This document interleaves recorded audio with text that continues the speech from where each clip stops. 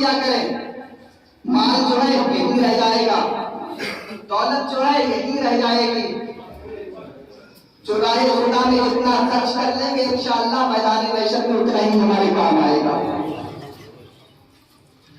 اگر کوئی شخص اپنی بیٹی کی یہاں، بھائی جائے یا باپ جائے یا ماں جائے، اپنی بیٹی کی یہاں یا بہن کی یہاں کوئی جاتا ہے تو خالی ہاتھ نہیں جاتا بلکہ کچھ نہ کچھ لے کر کے جاتا ہے، جاتا ہی جاتا ہے۔ کم سے کم اگر اپنی بہن کی یہاں جائے گا ہلکے ہاتھ سے 500 روپیہ خرچ کر کے آئے گا، ہلکے ہاتھ سے، کتنے ہلکے ہاتھ سے 500 روپیہ، کم بتا دیے بلکہ اور زیادہ بتا رہی ہے، کم سے کم 1000 روپیہ خرچ کر کے آئے گا اپنی بہن کی یہاں یا اپنی بیٹی کی یہاں جائے گا۔ مگر مسلمان جب مسجد میں ایک ہفتے کے بعد آتا ہے تو روپیہ کتنے نکالتا ہے؟ 1 یا 2۔ شرم کی بات، بہت شرم کی بات ہے۔ یہاں تک کہ کتابوں میں آتا ہے اگر کوئی مسلمان مسجد کی ہولت میں 1 روپیہ ڈال دیتا ہے تو اللہ رب العزت اس بندے کے گناہوں کو مٹا دیتا ہے، کیونکہ اس نے اللہ رب العزت کے گھر کے لیے روپیہ دیا ہے، اسی لیے خالق کائنات کے گناہوں کو کھلا دیتا ہے۔ بہت شرم کی بات ہے۔ اگر مسجد میں جمعہ والے دن نمازی 500 آئے اور زیادہ نہیں صرف 5 یا 10 روپیہ کے حساب سے اگر روپیہ دیے تو انشاءاللہ اس میں کس کا فائدہ ہے؟ مسجد کا فائدہ ہے۔ کس کا فائدہ ہے؟ امام کا نہیں ہے، مسجد کا فائدہ ہے۔ کوشش کیا کریں دن بھر میں، آج کے ہمارے نوجوان اور ہمارے بزرگ بیڑی یا گلن کوئی چیز ملے زیادہ نہیں تو 20 روپیہ دن میں خرچ کر دیتے ہوں گے۔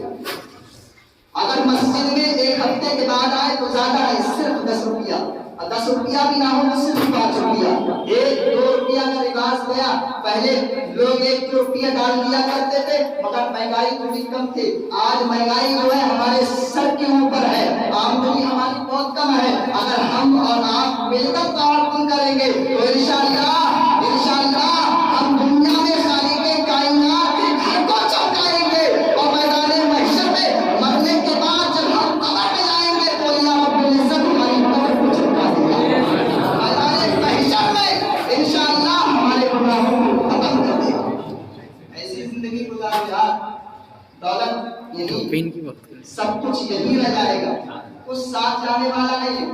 کتنی بھی پراپرٹی بنا لو، عالیشان بنگلہ بنا لو، اس میں کتنے دن رہنا ہے؟ چند دن رہنا ہے۔ جب ہمارے جسم سے روح پرواز کر جائے گی تو پھر ہمیں کہاں رہنا ہے؟ قبرستان میں جا کر کے 2 گز جگہ ملے گی، 2 گز، اس میں لائٹ کا بھی انتظام نہیں، پنکھے کا بھی انتظام نہیں، اس کے اندر گدوں کا بھی انتظام نہیں۔ اگر ٹھنڈ میں مرے پھر بھی آپ کو کفن دیا جائے گا، گرمیوں میں مرے پھر بھی آپ کو کفن دیا جائے گا۔ اگر تم نے دنیا میں رہ کر کے نبی کی سنتوں پر چل کے زندگی گزاری ہوگی، نبی سے عشق کیا ہوگا، نبی سے پیار کیا ہوگا تو انشاءاللہ یہ محبت تمہیں قبر کے اندر ہوا بھی دلوائے گی، یہ محبت انشاءاللہ قبر کے اندر ٹھنڈ میں مرو گے تو جنتی بچھونا دلوائے گی، اگر نماز پڑھو گے تو انشاءاللہ تمہاری قبر میں روشنی بھی دلوائے گی۔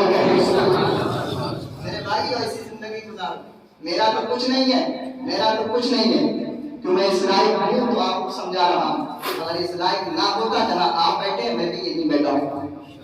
میرے بھائیوں، علماء کرام کی باتوں پہ عمل کیا کرو، اپنے مسجد کے اماموں کی باتوں کو سنتے ہو مگر عمل نہیں کرتے ہو۔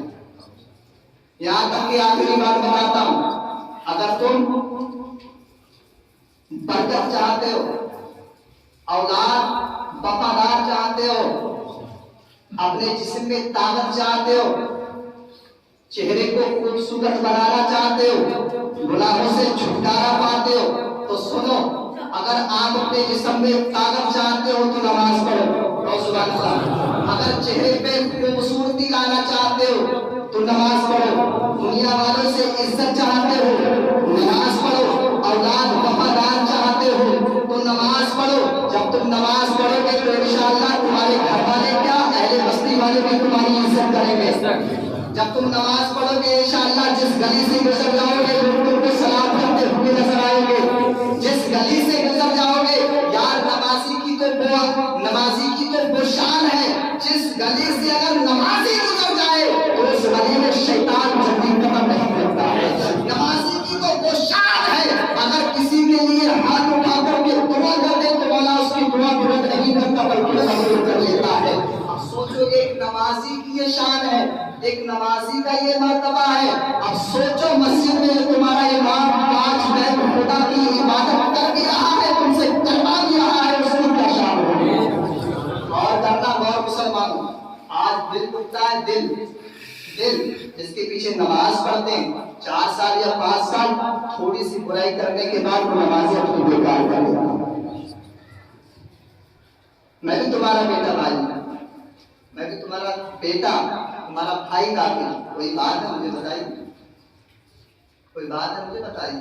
एक तो वो होता है जो मस्जिद तलाश करता है, एक वो होता है मस्जिद वाले खुद दूसरे को तलाश करते हैं। अल्हम्दुलिल्लाह मस्जिदों की कमी नहीं है, मेरे पास मस्जिदों की कमी नहीं है। आज यहाँ पे हूँ, यहाँ से आज चले जाऊँ, दूसरे दिन को कांटेक्ट कर लेना, दूसरी मस्जिद में पहुँच जाऊँगा। मेरे उस्ताद ने सिर्फ एक ही सबक बताया है। दरसगाह में सबक सुनाने के लिए पहुँचते थे तो हमारे उस्ताद मोहतरम कहते थे, बेटा कभी लालच मत करना। बारह कई रोज तक कहते रहे, मामला सामने आया, बच्चों ने शना किया, मशवरा किया, कहा आज अपने उस्ताद से पूछेंगे इसका मतलब क्या है। तो कहा हजरत आप ये बताइए, बहरहाल आप कहते हैं कभी लालच मत करना, तो कहा हजरत इसका मतलब बताइए। तो हमारे प्यारे उस्ताद फरमाते हैं कि मैंने इसलिए कहा है कि अगर तुम इल्म दीन हासिल कर लोगे तो दुनिया वाले तुम्हारे पीछे फिरेंगे, तुम दुनिया वालों के पीछे ना फिरोगे। इसीलिए अपने इमामों की कदर करो, इमामों की इज्जत करो। यार इमाम का तो वो मर्तबा है, गली से गुजर गया शैतान कदम नहीं लगेगा। जिस घर में अगर इमाम ने कदम रख दिया, उस घर में अल्लाह को बरकतें अता कर देगा, बरकतें डाल देता है। ये इमाम की इज्जत की तसल्लुत वो है। अगर किसी ने इमाम का जर्रा बराबर भी दिल दुखाया ना, तो मैदान महशर में बहुत कड़ी सजा आपको मिलेगी। कहना नहीं चाह रहा, सिर्फ कहता हूँ। इंशाअल्लाह अमल करें, अमल जब तुम अमल करोगे तो इंशाअल्लाह आपकी जिंदगी भी बदल जाएगी, आपकी आखिरत भी बदल जाएगी, और कब्र के अजाब से भी आप बच जाएंगे।